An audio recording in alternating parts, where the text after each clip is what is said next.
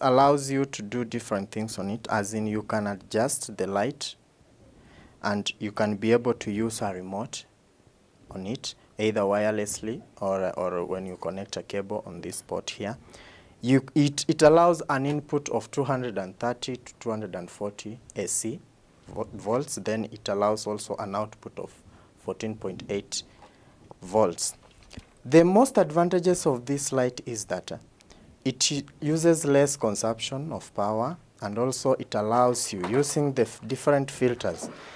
This allows you to give different textures and colors. In this light, we have uses different filters like these ones. These filters are used to get different temperatures and different complexion of the set. And it also has filters that allows us to get a reflection of the light. As you can see, these are the filters. You plug them here so that you may get the reflection from the direction that you want. Apart from this, we have another small LED light that also has different filters, which has magnetic in it in order for them to be held here. This light is all the same to like this one, only that it is small, and it also allows you to use a battery, an alkaline battery, AA type. It's also adjustable like the one we have seen, the bigger one. It also allows an AC input and a DC output. It's normally used on DSLR cameras and also our JVC HM150 cameras. We use these ones. Now, for our audios, we use different types of mics. For an example, this is a dynamic lapel mic, and this is a condenser lapel mic. The difference between the two is that from the looks, this one, the dynamic mic is bigger than the condenser mic. Then technically, this condenser mic needs to be powered for it to work, and compared to dynamic mic that doesn't need to be powered. Then we also have bigger ones, which are good recommended for field. This is also a dynamic mic. It's an AKG D230, and this is a Behringer ECM 800. This is also a condenser mic, and this is a dynamic mic. These ones are mostly recommended for field, while these ones are recommended for studios. In the field, we use a transmitter. This is a body pack transmitter that uses battery, the alkaline ones, and this is an antenna for it to transmit. It allows an input of a mic, a mini XLR input mic pin. You just plug it here. Then you are able to transmit your signal to this receiver that allows two channel inputs, as in you can use the two transmitter from two different guys to transmit to this receiver. This receiver allows an input of 2. Then it also gives out an input of 2 different channels. This receiver has a switch, an on and off button here. Then this is a port for power when you want to put in. This is a mic output, and this is also a mic output. Then in our studios indoors, we use a talkback system that connects the producer from the production side and the guys, the camera guy or the director in the live set. This talkback has different inputs. It allows an input of a mic, which is in combination with the headset. It also has a knob for adjustment of the volume. You can be able to call the guy in the production side using this talkback system. Then it also allows an output of an XLR pin, an audio output to the production side. We also use a GSM phone. Like this one, this is a GSM P1004 MEC. It allows an input of AC current, which is this, and DC, and also uses batteries and alkaline batteries. You can also use on this. This phone allows only one SIM card. You plug here your SIM card, and it also has different features. Like this one is an antenna to receive the signal from the caller or when you are calling out. It has a dialing pad around here, and this is a dial button and a hang up button. It also allows you to restore some of the numbers in your phone. You can also recall the calls that you have made earlier. You can also redial any number that you want. This is a knob for adjustment of the volume. Maybe you're not getting the clear audio of the caller or when you're calling out. You can also change your gain, both the input gain and the output gain of this phone. You change them using this knob. This is changing the gain of an input, and this is changing the gain of an output. These are the two LED lights. The green one indicates that you are calling somebody, and the red one indicates when you're hanging up. It has an on and off button here, and then this phone also allows one line input, which is here, and one mic input, and a line output. Then this is a headphone jack pinpoint.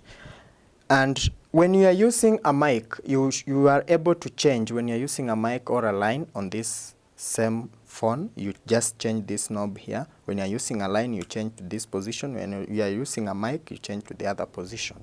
This is an analog to SDI converter. It's from DataVision. It allows 2 RCA inputs of an audio. It also allows an S video input. It allows a component signal input, then it produces out an SDI signal. It also allows an input of XLR audios. And also, when you are using this component, you should be able to change the mode you are using. Like for an example, when you are using an S video, you have to make sure that your channel 1 is on off and off button. Like I told you earlier, this LED light is used on the camera.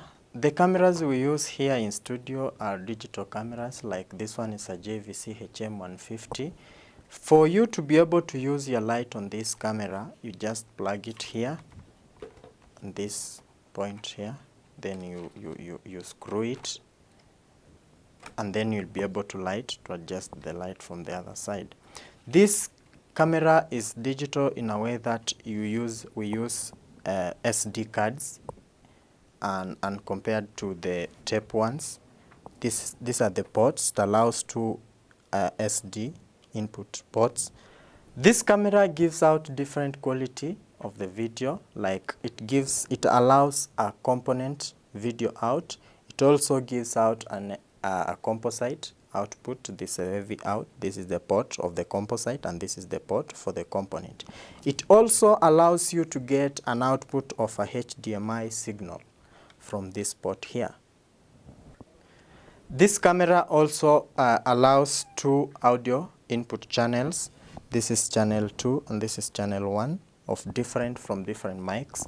And these channels are configured from this point here. Like you can see the configuration of the input of channel 2 and input of the channel 1. For you to be able to use, it depends with the feed. If you have fed your mic on channel 1, you use this connection here to set either channel 1 or 2. The most advantage of this camera is that you can be able to power your mic depending on the mic that you are using. Let's say for an example you are using a condenser mic. You can be able to power that mic from this camera here by switching your mic line to this mic condenser, like plus 45 volts. You will be able to power your mic. The other advantage of this camera is that you can also operate it using a remote control, either wirelessly or wired remote. For our set and Chroma King, we use a green set, a green screen and a blue screen. We use green screen or blue screen because we don't have green or blue pigments in the human body, and it's also easy to chroma using the green screen. In our studio also we use curtains. Like you can see, these are the curtains we use. They are heavy because to be able to absorb audio. And the reason why we make them this type and this texture is that so that we can be able to get the best quality of the audio from the echo sound. And it also does prevent light from the production side. As you can see, we prevent light from the other side from entering into our studios here. From the camera and the mics, our audio and video cables run all the way to this patch panel. This is a 32 channel patch panel, which we use different connectors like BNC and XLR for audios and BNC for video. As we connect them from this point connects the video and audio cable from the live studio to the production studio, and these are the talkback system cables all the way from the studio to the production side. From the live studio, our audio and video signal comes direct to our production side. Like our audio comes to our audio mixing console, which is here. These are the four input audios that we have from the live studio. Then our talkback system from the live studio comes direct to our intercom in the production side, which is an 8-channel intercom system from Data Video. This system is able to control the other talkback from the live studio, and it's also able to allow you to communicate to the side, to the live studio with the guy who is doing the production. From the live studio, our video signal comes all the way to our production system, which is at Telecaster 40, using the BNC connectors. This system allows 4 video inputs and 1 balanced audio input. It also has 2 video outputs, the component outputs and the composite output. It also allows a HDMI output. This is the control surface of our production system, which is a TriCaster 40, and this is the virtual control surface. This system is able to get 4 video inputs, which are camera inputs. It also allows 2 network inputs, and it has a DDR, which is a playout system. DDR is the digital disc recorder. It also allows, you can do graphics on this system, has 2 graphics. Also, this system has different virtual sets, which you can use in your set when you are doing your production. On this system, you can also be able to do your streaming live from this system using this point here. You can also grab a picture when you're using the same system. And it also has an audio mixer, which you can do when you're doing also your production from the same system. You can be able to control this machine either using the control surface from this point or using the virtual set using a mouse. The virtual control surface using your mouse. Like for an example, if I decide to use my control surface, for example, I want a virtual set 1, I can also be able to return back using my mouse on the virtual control surface, like this.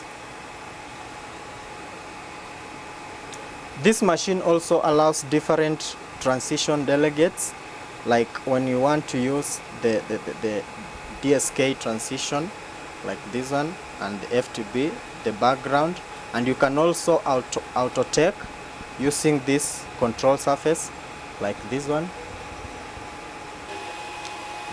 This is our playout system. It's called XPlayout, where our recorded shows and programs are scheduled for the airplay. From here, the signal comes to our encoder, which allows SDI inputs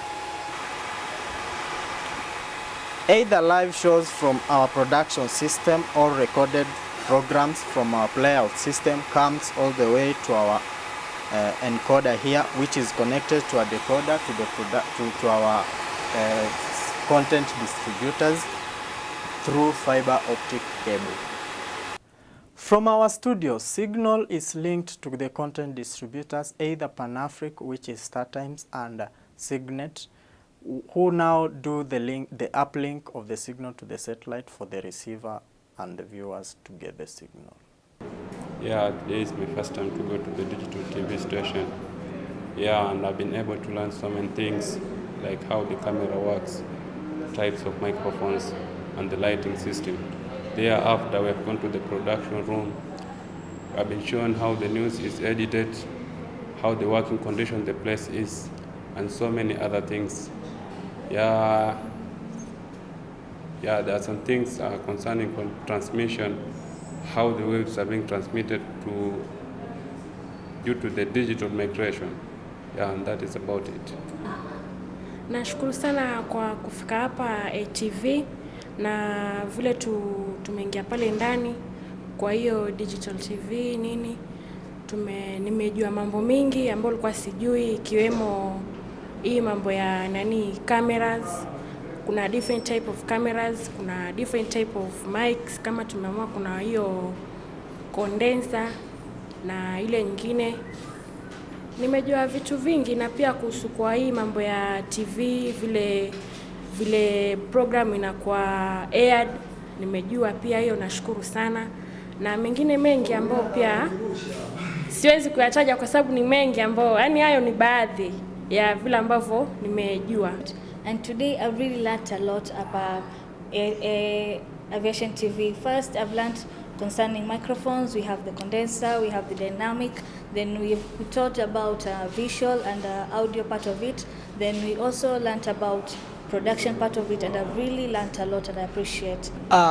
In digital television stations, I've learned a lot of many things which are very helpful to our studies, as in I'm taking a diploma in mass communication journalism. So in digital TV stations, I've learned things such as how they are preparing news, how the signals can reach, the way that we can just get the way how the channels they can reach us. Like here we can, as in ATV, we people from Mombasa, we can just get how we can reach them. So to be sincere, digital television stations have grown up, and many Kenyans are just appreciating on how they can get news, they can be entertained. Yeah. That's all we had for you today on Digital TV Migration. See you next time on BizTech. I'm Magdalene Wanjiru.